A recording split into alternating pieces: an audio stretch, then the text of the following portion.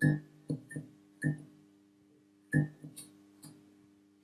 there, Wellspring Youth. Steph here. It is great to be with you this Sunday morning. I hope you're doing all right. Welcome to my room. I hope you're doing well in yours. We're continuing today in our series on the Shema, a word study looking at the verse that tells us to love the Lord our God with all our mind, all our strength, all our heart, all our soul. And we've been taking that bit by bit, looking at the original language and what we can learn from that. Last week with David, we talked about loving the Lord with all our heart.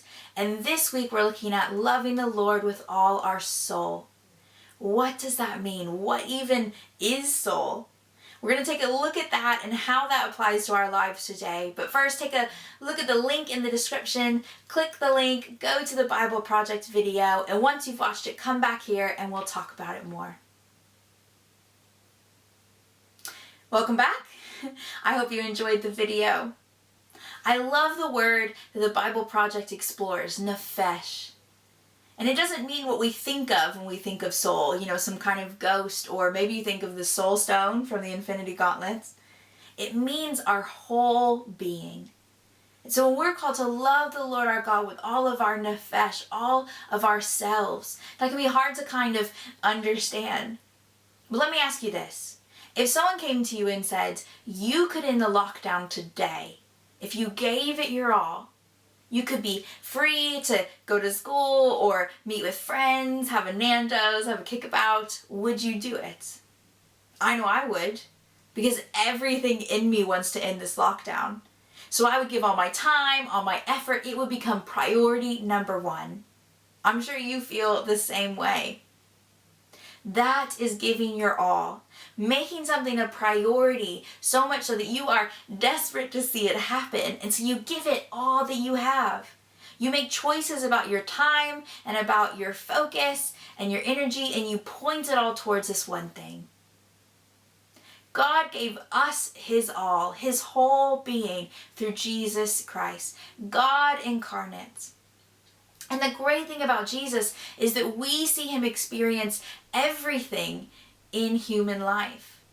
Because to God, there isn't church and normal. We can often feel that way. There's Sunday and there's church, which is like spiritual and God's there. And then there's the rest of the week with our friends and the schoolwork and the things that we do. And it doesn't really feel like God's in those things. They're just ordinary.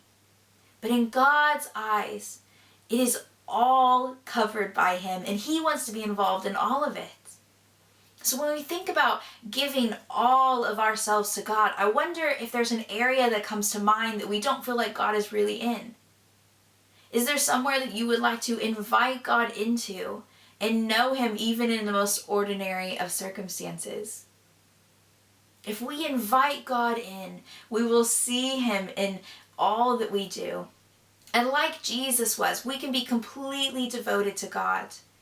Jesus made sure His words were encouraging, that He lifted up those that society had cast out and said wasn't worth anything. And He selflessly gave up so much so that other people could know God. That's a great example of devotion to follow. You might be thinking, I've got stuff to do. I've still got schoolwork. I do like Netflix. And those aren't definitely bad things.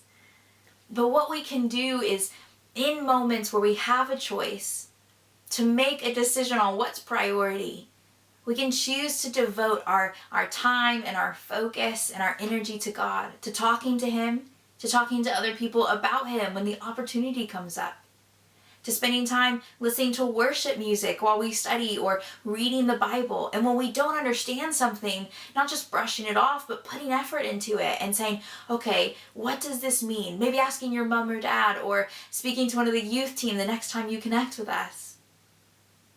That is giving our all, our whole being, our nephesh. Think of the last time you really wanted something. Maybe it was a win for a sports team, a mark in school. Maybe you're trying to learn how to draw something new, or you just really wanted to beat your friends at FIFA. You really, really craved it, and so you worked really hard until you got it. The more that we prioritize God, the more that we give him our time and effort, the more we get that craving of like, oh, God's doing that in that part of my life. Oh, I want to see more of that. And we start to press in and look for more, to invite him into more. Just like you would spend hours sketching and resketching a drawing that you're trying to learn, or kicking a ball about, throwing a ball around, trying to improve your skills for the team. We can do that with God by spending time with him, reading his word, talking to him in prayer, talking to other people that we know about him.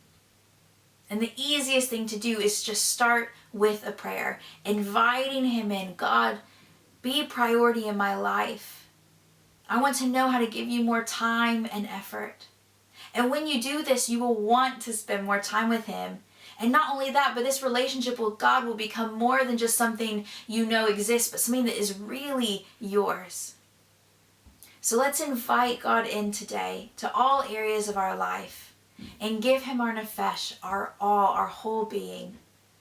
Because once we start making those choices, it gets easier and easier, clearer and clearer.